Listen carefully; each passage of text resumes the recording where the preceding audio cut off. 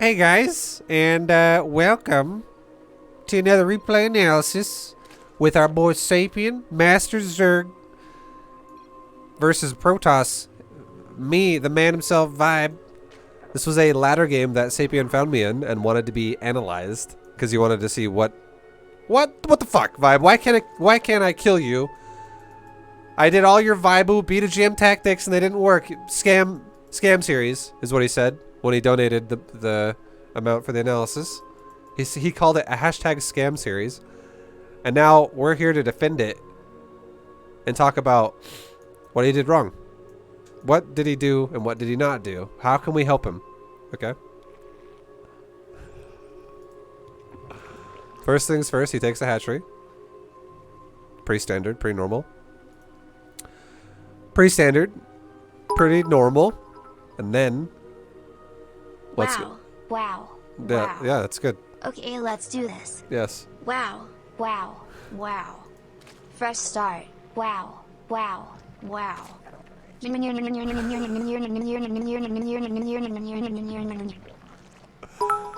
you for that input. Appreciate What does you an very analysis much. cost these days?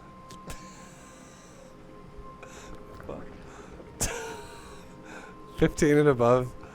15 minutes and above is 50, and then 14 and below is 25. Okay. Alright, so, guys, we got a hash gas pool. We got a speedling opener, it looks like, that's coming out of our Zerg player here. Of Sapien.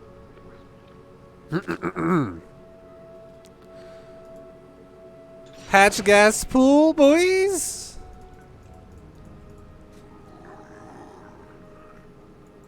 And we got a little bit of Overlord Scout going up here. Okay, Sapien, you didn't actually see if I expanded or not. That's huge. You should definitely see that. Like, you can assume I am because I'm putting a wall here, but what if I proxied you at the same time with more shit? Like a proxied, for instance, not seeing a natural here would be like, what if now I had a proxy Stargate really fast and then I take a natural? Like, just seeing the fact that I expand confirms that I didn't go crazy double gas tech really quickly. Like, stuff like that. It's important. It's very important. It's super important. ViBE, sorry to interrupt. I have a question about the reply. How many was it? I'm asking how many at the same time, ViBE. 4 zerglings. Right here. That's how many he made. To answer your question. Alright, so we have a Zerg player who is going for... You ripped 1 drone off gas, and you are now going for speed, and you are leaving 2 on gas as well. This is huge. This is big. Actually, wait.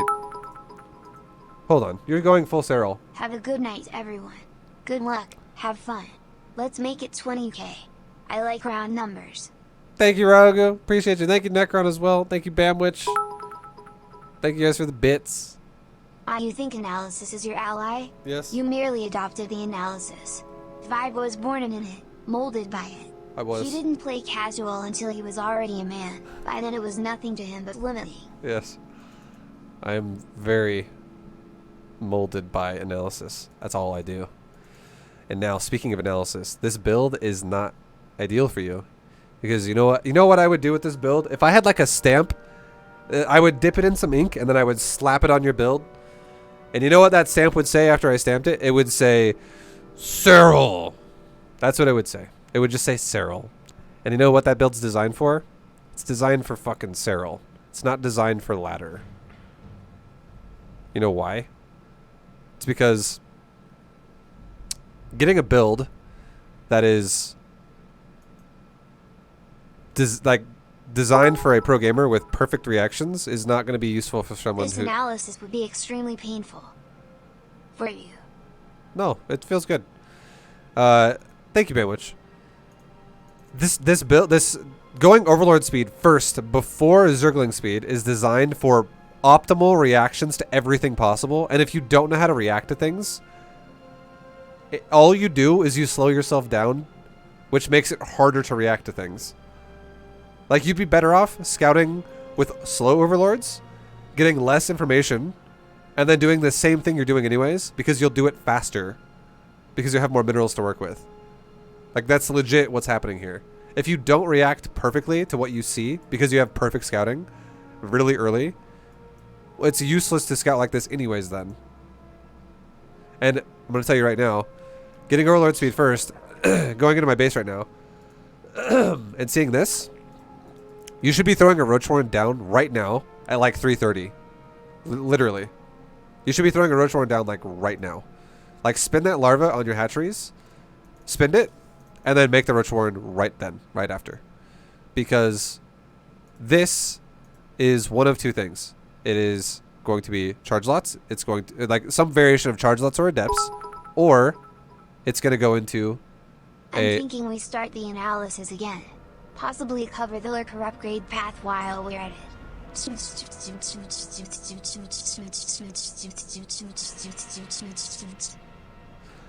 Thank you, Bamwitch and Tearful for the bits. I don't know if we should start it yet. Should we start? How about now? Yes. Yeah, we started. Yeah, we did. Should we get overlord speed? What about the zergling count? We'll get there. Okay, we'll get there. Thank you guys for the bits. Sapien. So, good night, Rogu. Thank you again, dude, for all the support today. Much love, man. Sapien. Okay. Overlord speed op/op. Okay. Basically, dude, what I'm trying to tell you is, Jesus. Thank you, Terralyn. Thank you, Necron. Thank you, Bamwitch. Thank you, Tearful. What I'm trying to tell you is, there is no build that you should not get roach speed, or roaches against this. Roaches are going to be good against every variation that can come out of this. Every one of them. And then the way you can tell what it is what is at my door and what other tech I have. And I'm going to tell you right now, here's the thing that you have to understand. Okay, this is what a higher level player will understand versus what a lower player will not understand. Last time we did this, you were tilted. Nice to see you, happy dude. I'm out. Thank you, Necron. See you, dude. Thank you. Hell yeah. Thank you for the bits. You have to realize this, okay? Nobody is ever going to go multiple gateways in their base like this before multiple tech paths if they're going to go for DTs. Okay? You know why? It's because this would be a robo instead. You're not going to fucking make 4 gates and then make a robo, because a robo has a longer build time than a gateway. And it's 46 seconds versus, well, it's the same build time. 46 seconds versus 46 seconds. But it's still longer build time in the fact that you then have to build the warp prism and then fly the warp prism across the map. You can warp with warp gates across the map automatically, so it lines up better if you make the robo first and then make the warp gates after, so that the prism is across the map as warp gates finish, and then you can just warp in over there. Doesn't make any fucking sense to make the gateways first and then have them in warp gates sitting in your base for a while and then make the prism in your base while you already have warp gates and then fly across the map. Like, your whole timing could be faster if you just make the robo first. Verabash. Verabash. Verabash. Verabash. Where is my Verabash? Is this what you wanted? It is, isn't it? God damn it. Thank you, Benwich. So, basically my point is, you, like, it makes no sense, right? If you really think about it logically, it makes literally no fucking sense that I would go for a prism here. Pressure. I would have to have a robo in my base done already. And you have overload speed right away. And you can see, based off of how early it's done, that my first tech choice was a council, because it's already done. This is very fast. So you fly through my base, and you see no other building. That's my only pylon. And then you all even see me chrono boost it. And then you're overloaded my natural. What does it actually scout deeper? Ever? It really needs to. And you see adepts, so it furthermore confirms what I'm doing. Like, what does this mean? Council first being chrono boosted with 3 gates, and I'm also making adepts. Means that I'm going to do an adept timing with resonating glaives. Like 100% is what that means. And then you see me even walk out of my base and leave and attack you. So, after seeing the council and also the triple gate You should just know that if I'm going to go resonating, and the fact that you see I'm making adepts in the first place, like I made a stalker and 2 adepts, and then warp gate finished, and then I warped in 3 at once. So there was plenty of time that you could have seen I was going adepts. Does you see my point? Like, watch. Your overlord's sitting here. This is before we even scouted my base. It's sitting here. I made an adept behind a stalker. I have an adept just chilling.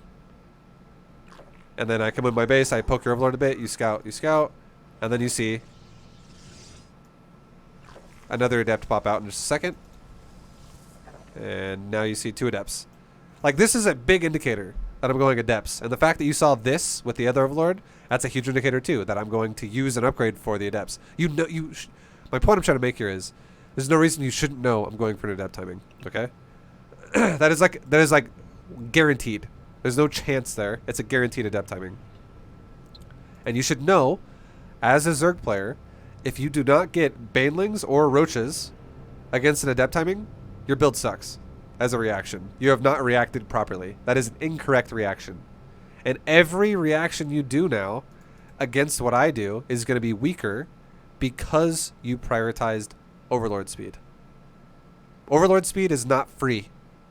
It slows your build down tremendously in the early game because you're mining gas for so long. You're investing into a mineral upgrade that costs gas as well to spend it, which is the overlord speed upgrade.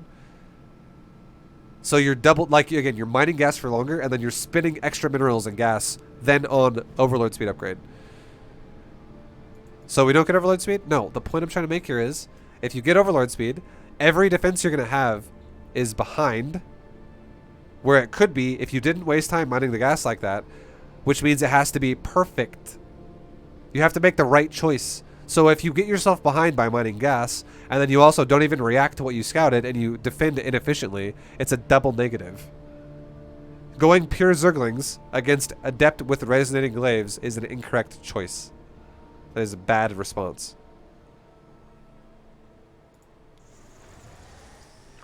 Queen birth successful. Spinecrawler is also a bad response. It's not going to do shit for you. It's a waste of money. Because all it does now is it makes your drone count weaker, and I can just phase past it over here and kill your drones. A Spinecrawler takes like 9 pokes to kill a adept or something. It takes a lot. Yo, oh my ViBE. fucking god. Pregnant wife plus 2-year-old daughter plus running a company means I passed the fuck out. I got to see the 6th taco, and fell asleep to you saying this fire sauce is getting on my lips and burning my throat. I'm sure you knew I wasn't ducking you. Dude, Gecko, what the fuck? No, that's from last night's challenge. And yeah, thank you so much, man, for the 500. Holy shit. Yeah, I didn't... What I told my stream, actually, Gecko. So, to give you guys information about what happened last night, Gecko proposed I do a food challenge of Taco Bell. And basically, the challenge we agreed on was I had to eat 10 tacos and put a full fire sauce packet on every taco. And if I could do it, he'd donate $500. And I was like, holy fuck, that's awesome. Okay, let's do this. I was down. I crushed that challenge. I ate all 10. And the fire sauce definitely started burning my lips, because my lips are also dry. And that fire sauce was, because it's I don't know, it's just dry as fuck over here. So my lips are like mildly chapped, and the fire sauce is burning my lips. But Gecko, what I told my stream was when you didn't donate, because I figured you probably did fall asleep or your family was, doing shit with you. The way I said it was I honestly didn't even care if you didn't donate that, because you've donated so much previously to my stream anyways that yeah, it's totally I wouldn't have cared like one bit.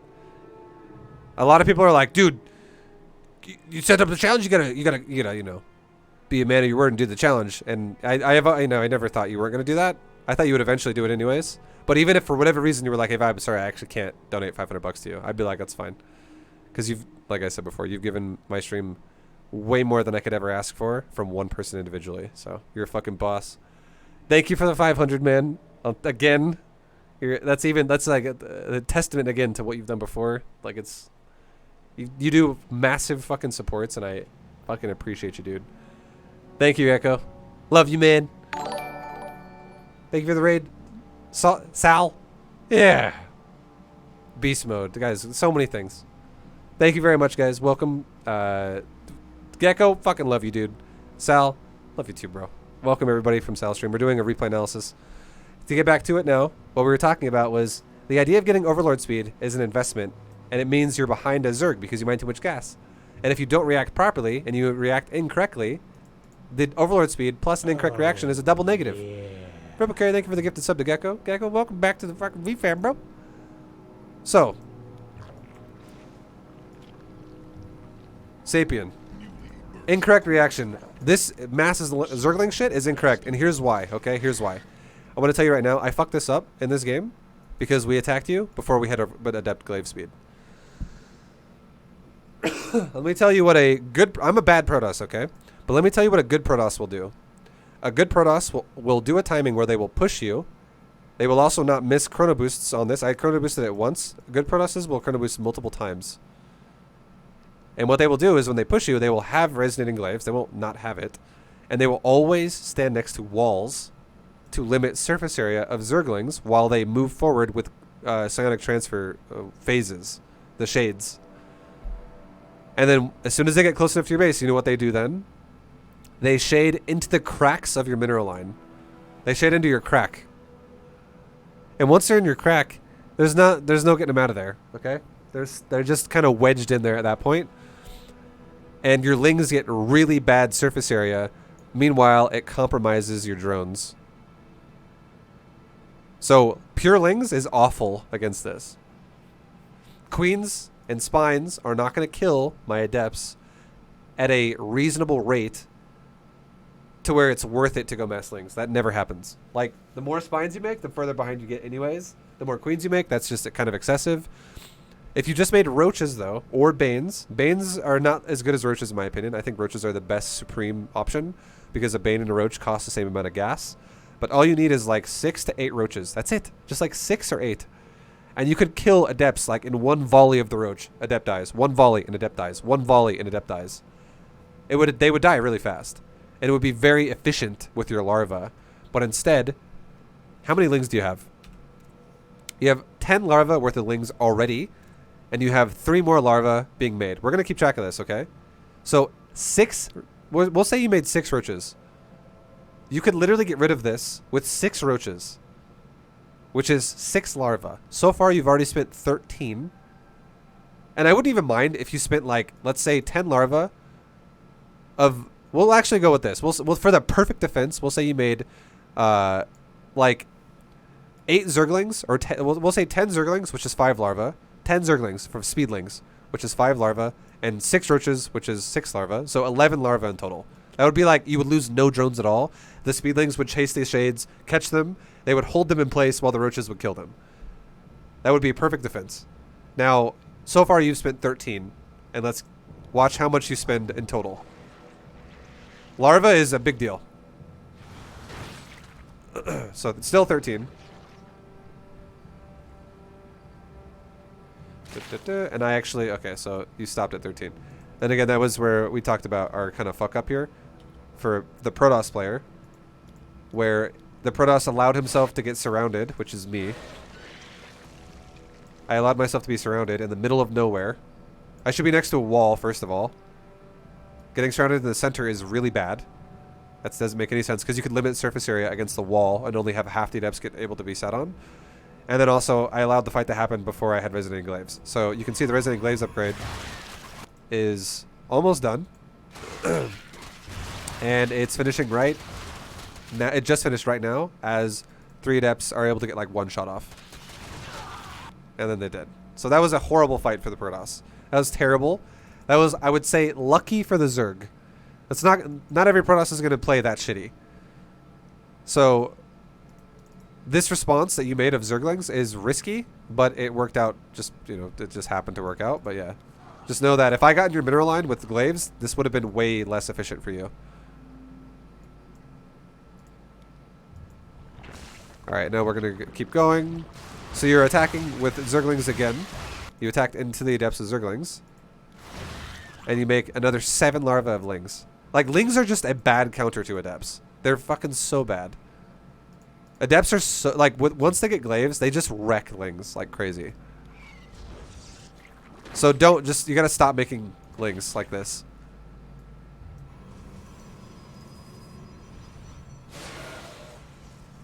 I would tell you, I would just say this, just to make sure everyone kind of understands what I mean and what I'm talking about.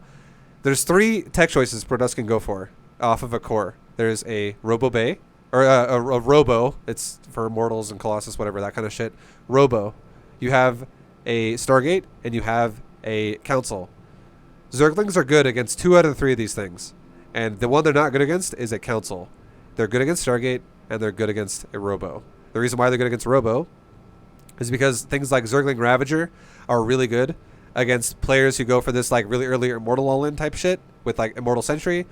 Zerglings are good against people who do weird builds where they like do really heavy pushes with heavy gateway counts and a fast Prism because they go Robo first with no Council. It's literally like a 6 gateway all-in with really fast warp-ins because they just run a Prism over there.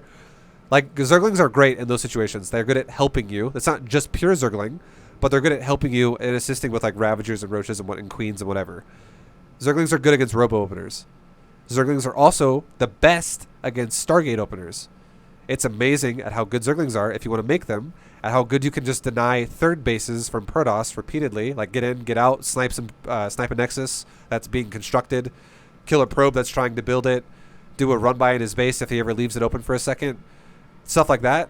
Lings are cheap, mineral-wise, and they're mobile, so you can avoid getting killed by an Oracle and a Void Ray and stuff like that. And like Phoenixes don't really want to be picking up Zerglings. That's awful for a Phoenix to waste its energy doing that. So Lings are great against Stargate openers if you want to apply pressure to the Protoss. However, Lings are about the worst thing you can do against everything out of the Council except for one, which is Blinkstalker.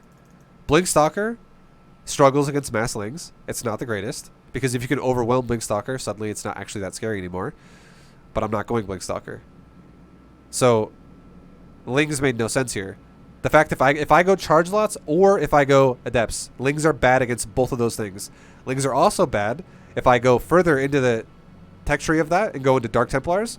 Lings are bad against Dark Templars, and they're bad against Archons. So, Lings suck really bad unless I go Stalkers. So if you don't see me stockpiling like 5 or 6 or 7 Stalkers, you do not want to be making Lings anymore as soon as you see I open Twilight Council. They're awful. They're really bad. Like, you would be better off making drones and roaches. Which is why I'm making a big deal about this, because that's how you need to react to that. If you have Overlord speed, it's no longer a gamble. You now have a guaranteed vision of what's going on. You now know what I'm doing. And making Lings as a response to Twilight Council builds means you don't know really what you're doing and you're just making Lings. It'd be okay if you didn't know I was going for an dead timing and it suddenly just showed up and you're like, well, I got to use what I have.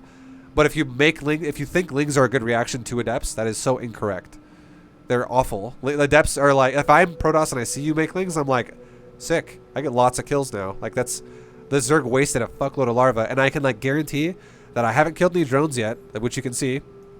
No workers have died, and I bet we have somewhat similar worker counts. And there you go. I've killed no drones, yet we're still I'm actually ahead by 1 worker as Protoss. This is not good for Zerg. And that's because you made an incorrect reaction. You made so much larva of Lings to react to Adepts, which in turn has put you behind economically. So that, again, the Overlord speed puts you behind economically, and the overinvestment into Lings puts you even further behind economically because you've chosen. It's like again, StarCraft. What I've talked about before is StarCraft 2 is like a game of counters. It's literally a game of hard counters, and trying to make Zerglings beat Adepts with Resonating Glaives is like trying to again use a pair of scissors to kill a rock. Like, a rock is better than scissors in rock paper scissors, so I'm the one with the rock with the Adepts, and you're trying to stab it with scissors, and all that's happening is you're falling behind. Like, it's not working. So that is going to fuck you every game if you react like that to stuff like this. So, again, that's why I'm stressing so hard. If your build is like the Cyril stamp, where it's like, I am going to scout everything, you have to react perfectly to everything. There's no other way about it. If you don't react perfectly, you always will be behind. Which is why that build is designed for a pro gamer, because he knows how to react to everything.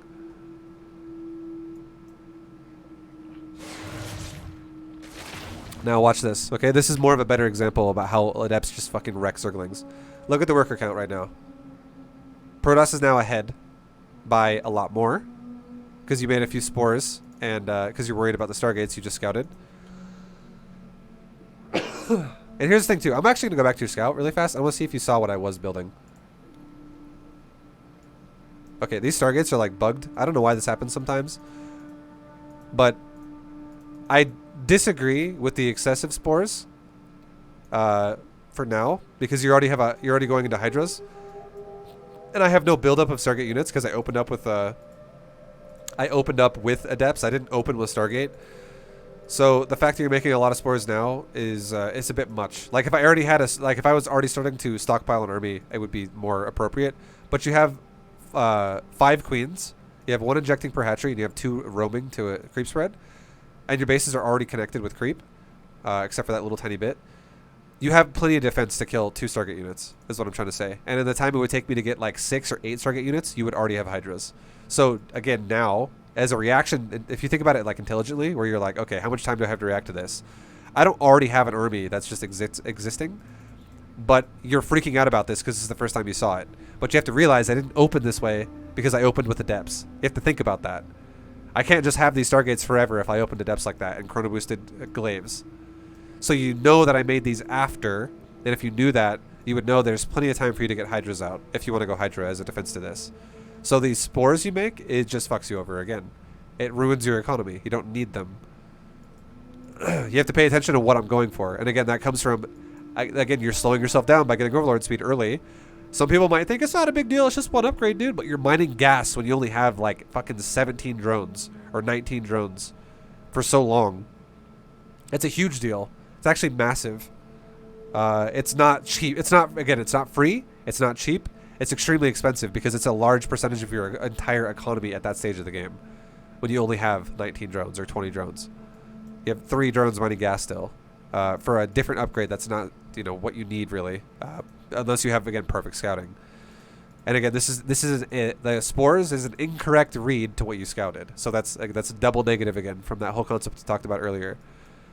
Now going forward, look at the adepts that we're about to see here in a second. And this is again what I'm talking about when I was saying adepts versus zerglings. So again, I'm already ahead by 9 workers. You're making a few drones here in a second. But what are you going to make in production? Are you going to make more lings again? Now watch this. We'll look at units lost. 5 versus 20 so far. So 5 for me, 20 for you. And now let's look at production. And let's see if you make more lings during this fight.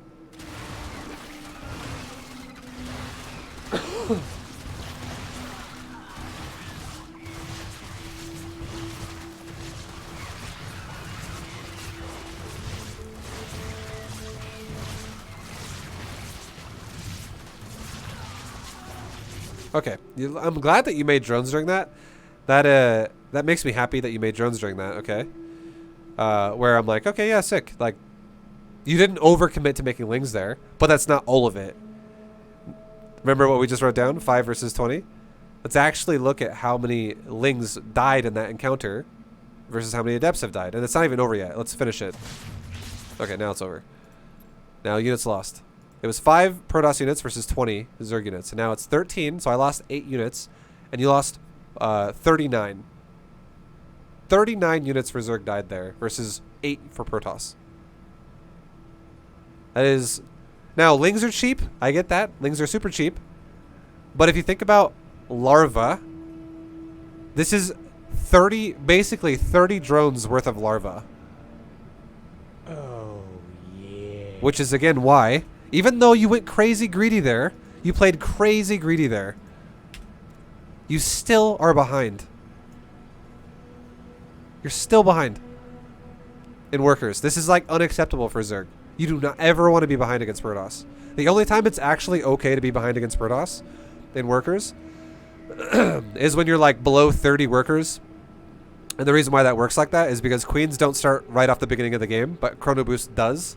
So Protoss will always have an edge that for like the first couple minutes of the game because they just have Chrono Boost right away. But as soon as you start injecting hatcheries, especially multiple hatcheries at the same time, you should never be behind in Protoss, against Protoss and workers. And usually Zerg takes the lead in the 30s. So in like 40 plus, you always have a lead versus Protoss. You should always have a lead. You should never be behind against Protoss and workers. And the fact that you are means your developing stages of the game are wrong. You've picked a bad choice, which made you larva inefficient. So that's rough. That's super rough to work with. You're still behind. Now, we have, you know, going from there, go back to your vision. You're going into Hydras and Roaches now. Which is, again, that's an army that's like a brute force army that really only, and you're going into Speed Banes as well. This kind of army works best if you have advantages, not if you're tied or behind. So if you ever fight me with Roach Hydra, and let's just say you're behind in supply in total, like entirely, that's never going to work. It'll never work. Those armies are not cost efficient for Zerg. They're all about pounding your opponent over the head, which is superior numbers. So like if you go Roach Hydra against Protoss, it doesn't matter what I go for as Protoss. You should be ahead of me in supply by like 30% of my army or more. So if I have 100 supply, you should have like 130 or like 140. If I have 120 supply, you should have like 170 or 160. You should have so much more than I do. But the fact that we're still so close in supply right now is really scary for Zerg. And now I come back again with more shit. I cancel it though. I don't actually commit. And you're kind of poking around. And how many drones do you have in total? You're still behind. This is not like you're actually turning yourself into an all-in now because you're stopping at 67 drones, which is essentially 3 base saturation plus 1 drone. Because it's 22 per base. And then you're stopping entirely at 67. But this is not good for you. What this does for you is it puts you in a position now where you have to do damage. You are forced to do damage now, otherwise you're going to fall behind. You're not going to just suddenly get ahead with less economy, making an inferior army. You have to be. You either have to kill my economy now, in some way, which I think is impossible now because of the developing stages up to this point. It's all gone wrong so far. You're already behind, so you're never going to get that done. It's never going to happen. But that's the only thing that makes sense here is if you broke me down. If you actually broke me to a point where I was now like at 25 or like 35 probes or something, and you just kept crippling me over and over and over, then it would work. But if I'm sitting here at 3 base saturation and stuff like that, you're going to just fall further and further and further behind. It's not good. So what you should be doing is you should make a little bit of an army and just make drones out of it, but you're overcommitting because you're also going for an attack. Like you're forcing yourself in a situation where, again, you're already behind from all the things that have led up to this. This will never work at this stage now because, again, of everything that's brought you here to this point. And then if you just lose this army, you're going to get forced to now remake it and remake it and remake it, and you'll never get out of the hole you'll be in, which will be in the economy deficit the entire time. Spore forces under attack. And now you're backing off, and what happens as you're backing off? What do you make? You're making Roaches and Hydras. You're making more Roaches and Hydras, more Roaches and Hydras, more Hydras. Cluster swarm has Now you made drones. That's correct to make drones, but you know what would have been a lot better? If you would have just made maybe like 6 Roaches and maybe like 10 Hydras or like 8 Hydras, just in case you were afraid of the double Stargate. Doesn't have to be like 30 Hydras. It could be like literally the first 8, and then you make those drones instead of throwing your units away over here and over here. You don't throw any units away. You go for really fast drone count because let's look at the economy tab again. You're still behind. This is progressively the entire situation for you, and it's unacceptable to be behind against Protoss because the fact that we're tied in supply, I am not making an army that is Roach Hydra equivalent. You are making Roach Hydra. And to just give you an idea what Roach Hydra would be like for Protoss, it would be like if I just made pure adept and like maybe some zealots.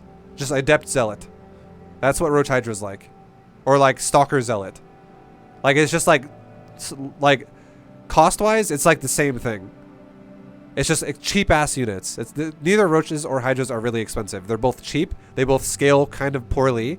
They only really work well when you have supply advantages.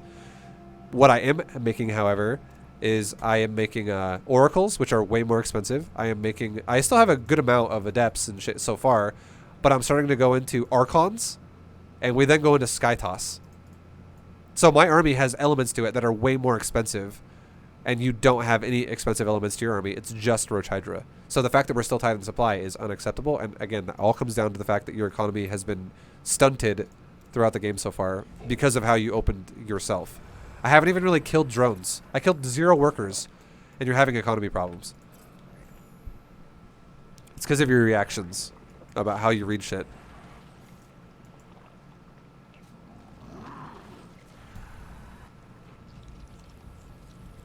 And again, we have a situation where Zerg is still tied with... Like, once you get to, like, this mark, it's okay to be tied with Protoss. Once you're, like, 70 plus, 80 plus, it's okay if you're, like, tied with Protoss then.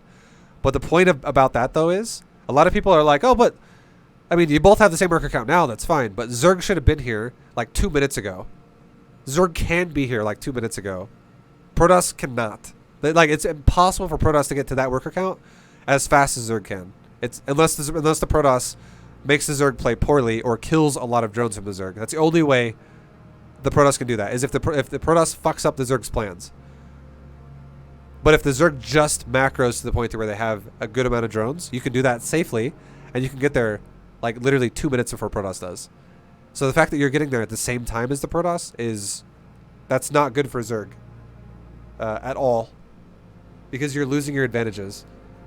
Like, that's not how Zerg works.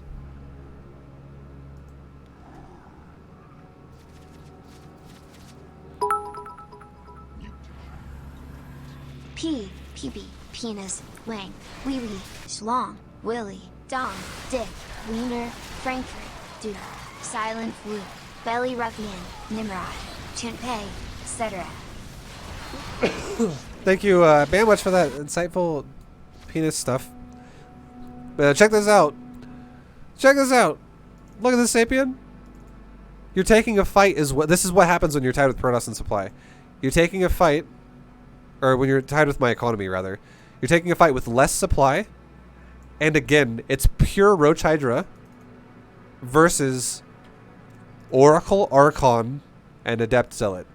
If my whole army was Adept Zealot, and it was the same supply as you, you'd have a chance.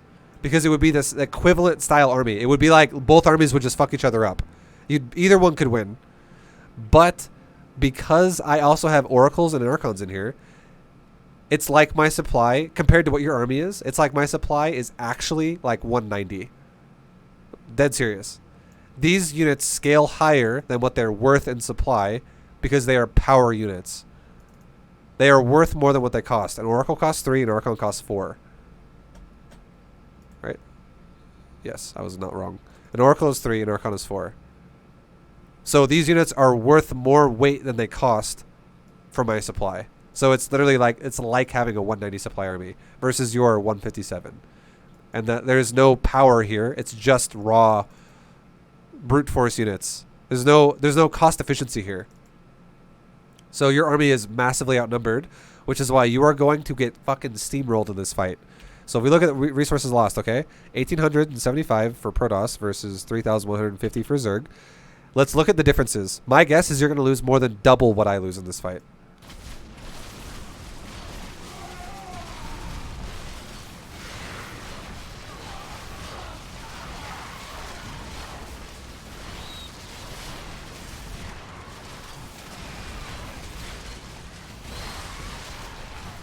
Okay, and the fight just ended. Alright, wait, there's more over here.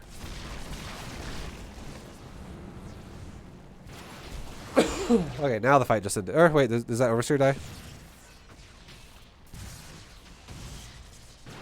Okay. Now the fight ended for real. So Protoss lost like about, what is that, 3,000 resources, roughly? Roughly about 3,000 for Protoss lost, and Zerg lost like about 5,000. So that's huge. That's fucking huge.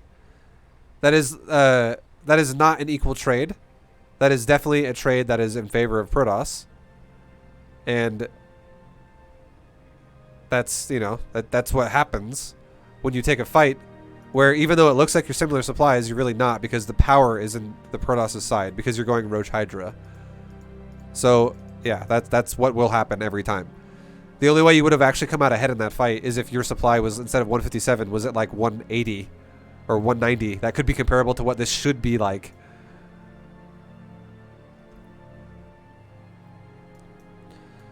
And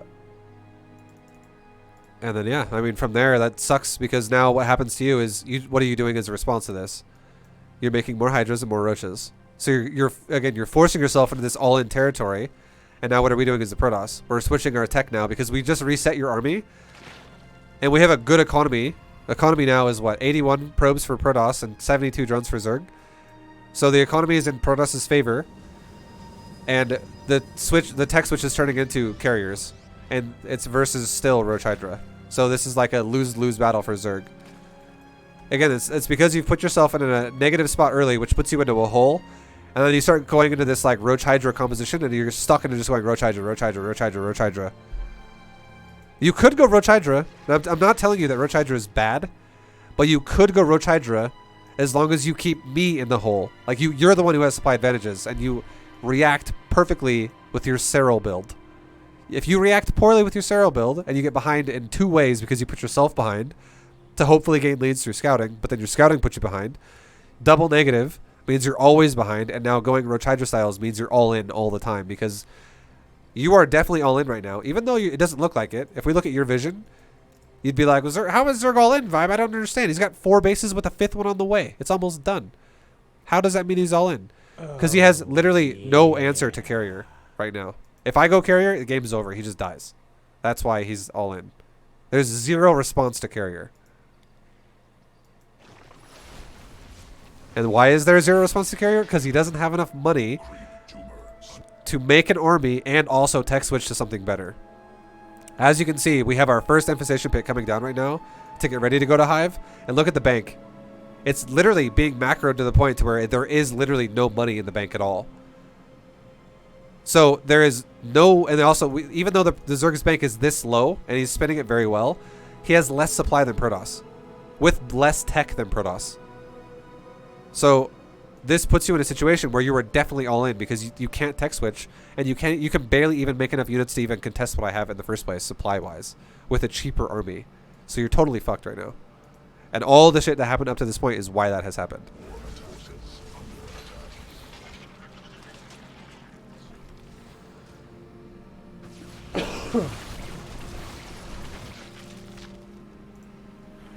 And now Protoss is kind of chilling for a sec. Zerg is making Lingbane Hydra. Again, 71 to 81 workers. This is a low economy Zerg. And Zerg is also behind by 20 supply. With less tech. That's just Roach Hydra Bane. And now finally, now there's a Spire coming. There's a Hive coming. Tech is starting to be made. That's good. You definitely want to transition. And that's what I'm talking about too with scouting. If you got Overlord speed, you should also be scouting at like stages like this where you see what the follow-up is. It's not just about the very first scout. The very first scout is so easy to scout it with not getting Overlord speed. Because the thing about StarCraft 2 is whoever gains momentum early game usually runs away with it. They don't just like lose it for no reason. So if I have momentum, I can punish you into bad situations over and over and over and over, which is what I did this game with the adepts. And I didn't even mean to do it. I didn't even know you were going to go for Overlord speed until after I already committed to the adepts. But you've fucked yourself over by getting into a deficit and it never getting out of it the whole time. And now that I have carrier, the Zerg is like, well, shit. What do I want to do now? My army is not ideally situated to deal with carrier. And now Protoss as well, if they do shit like this, where there's a Zealot run by, there's an Adept run by, yeah, you want to kill it, obviously, which you do. You crush it. You crush both sides of it, no problem. You don't take any damage, really. That was definitely an awful trade for Protoss. But you got to realize, a smart Protoss, especially if you just saw that he has carriers, is not going to just remake all those units and do it again.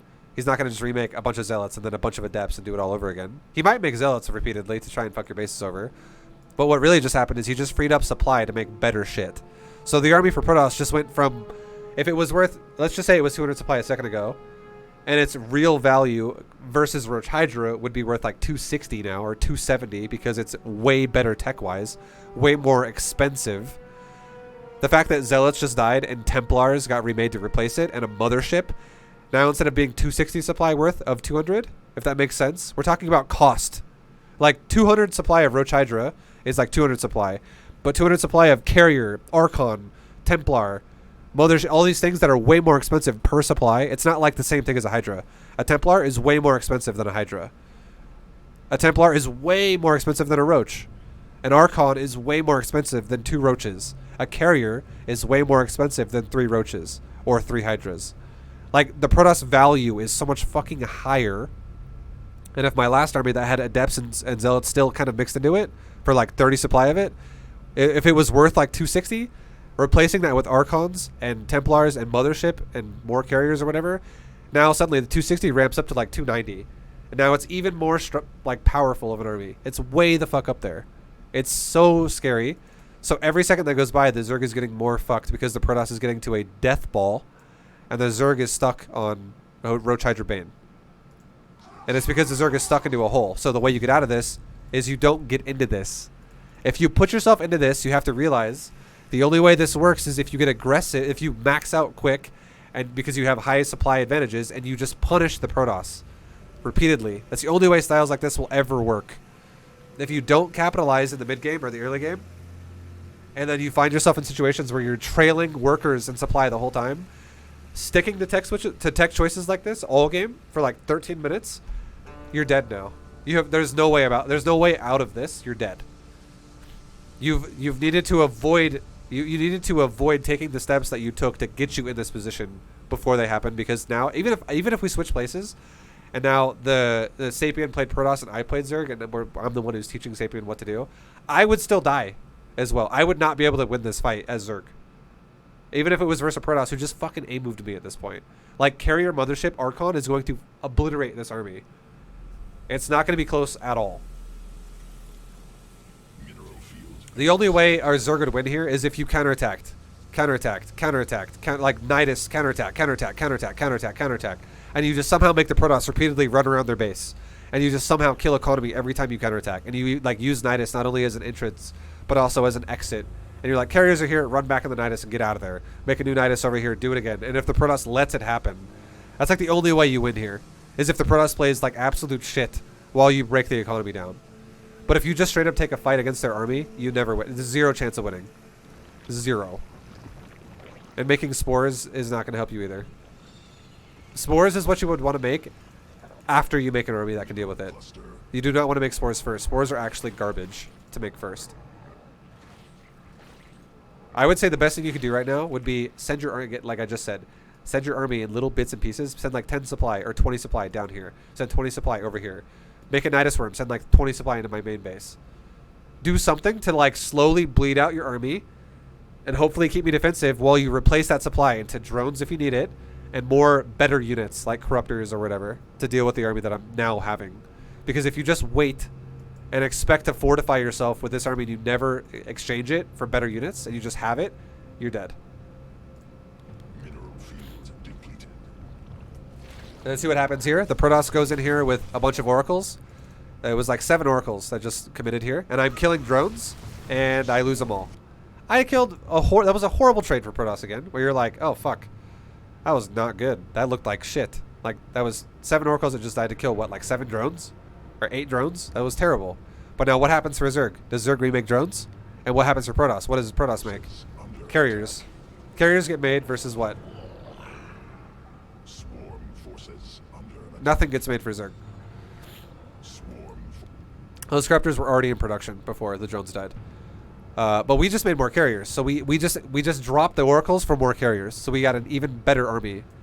And now here comes the real fight. This is what it will look like. Look at this. We'll do this again. 9,000 for Protoss versus 10,125 for Zerg for resources lost so far. You ready for a very one-sided resource-looking fight? Because again, Hydra and Roach, which is the majority of the army at this point, it has expired now. It doesn't win anymore. It's very expired. Okay, you made something just now. What did you make? swarm forces. You made more Corruptors. So, okay, if we just made more Corruptors, what does the economy look like then? 58. You are at 58 drones, which is now, like I said a second ago, I already said you were all in before because of the fact that you've allowed your army to be shitty now versus what I have. You've stayed on this composition for too long. You are now even further into an all-in because now you have committed so deeply into an army where if this army does not win you the game, you will never develop a bank to remake it. Ever. You are fucked if you don't win this fight right now. ViBE, can you show army value? Where is that? It's like a graph, right? I can't show you the army value in the game, I don't think. Correct? Or can I? Is this army value? Is that army value?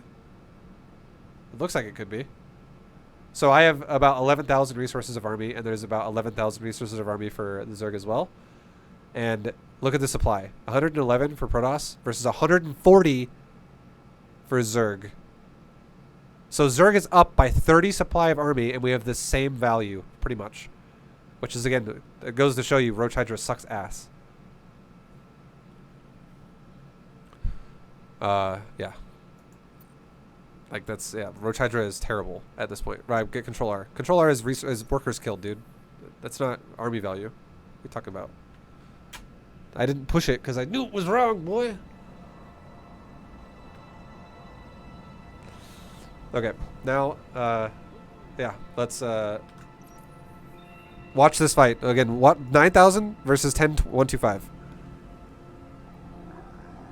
Mineral field exhausted.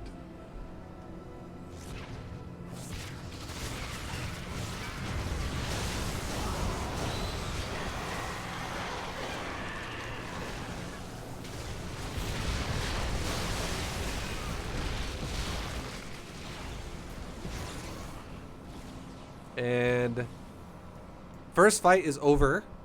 And that just went from 9,000 to 9,360. So we lost 360 resources in that fight. And the Zerg just lost about 6,400. So 360 versus 6,400. That's almost like 18 times more shit died for Zerg. Like if I lost one resource, he lost 18. Like it's fucking insane how much of a trade that was. For how good of a trade that was for Protoss. And the reason why that is because we have a superior army tech-wise. This is what happens if you stick yourself to low economy Roach Hydra situations and you don't utilize your windows of time to abuse it. You just sit there with it. So this will happen to you every time versus Protosses who tech switch and actually make, again, the big point is, don't think it's too complicated. The only way, the number one way you get out of situations like this happening to you repeatedly, you don't have worker deficits throughout the game by making multiple bad choices throughout the developing stages of the game. Like you don't invest into things that slow your build down yourself to then, like, Overlord speed is so fucking huge here. I can't stress it enough. Getting Overlord speed and then still reacting incorrectly to what was happening, that's a double negative. And that is the initial deficit that was put onto the Zerg, and it never went away. It never went away. The Zerg made way too many units that were incorrect versus what he was fighting against, which is Zerglings versus adepts. Oh, yeah. And from that point on, it meant that the Zerg was wasting way too much larva. So even though I killed 0 drones throughout the early stages of the game, it was like I indirectly killed 30 because I forced out so many fucking Zerglings.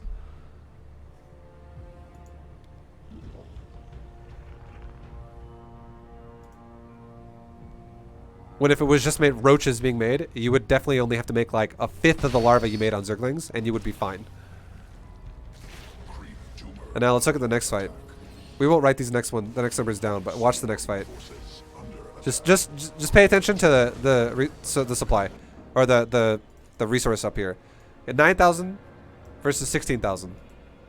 Just average it, whatever, doesn't matter.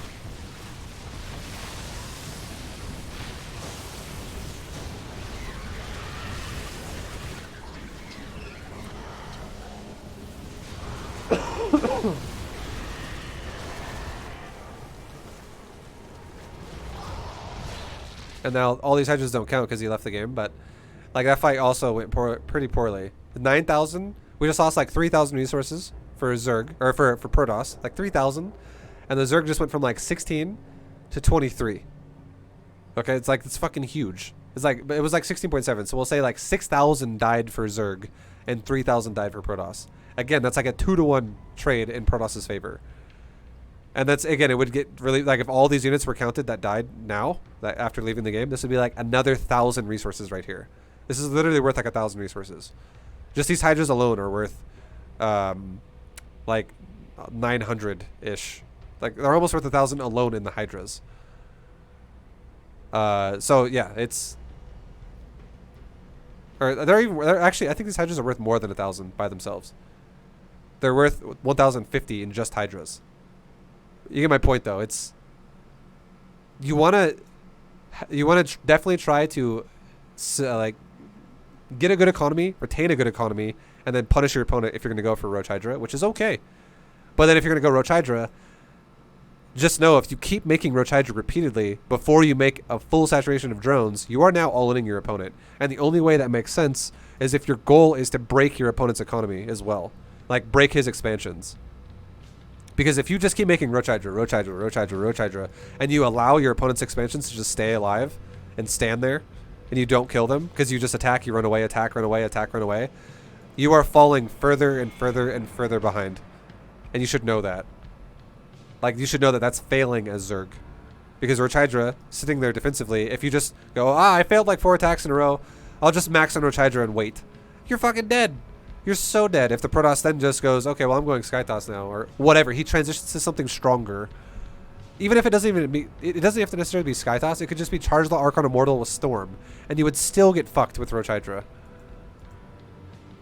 So Roach Hydra is, yeah, an expirational army. It expires. Anyways, I hope this all makes sense. This has definitely been a master's level lesson, so more advanced logics there for how we talked about things. You just have to kind of identify what your strategy is and what you're going for and capitalize on it. You can't just do random shit and then sit back and wait, you know, and see what happens, because you're always going to die versus someone who knows how to take advantage of that. But anyways, I hope it makes sense. Thank you guys for watching. I will see you in the next replay analysis. ViBE, how do you capitalize on Roach Hydra? It's what I just said. You attack. You have to, if you're going to make a lot of Roach Hydra, either at or if you're going to make a lot of Roach Hydra before you're fully saturated, you need to fuck your opponent's economy up. If you're going to make Roach Hydra and not tech, because you're investing all of your money into Roach Hydra, and you're going to be hyper aggressive when you are at proper saturation, like 80 workers, you need to be able to still expand with map control and deny opponent expansions by being aggressive. You need to control their economy is the whole point. If you don't do that, you are failing really hard. It means Roach Hydra is going to fall off a cliff soon, and you are going to just have fights like this where it's like, we're about even on resource trades, we're about even. Oh, now it's like that. Zerg is like double Protoss when resources lost, because I am now trading so inefficiently. Alright, anyways, thank you guys for watching. Much love. I'll see you guys in the next one. Take it easy. And adios. Hey ViBE.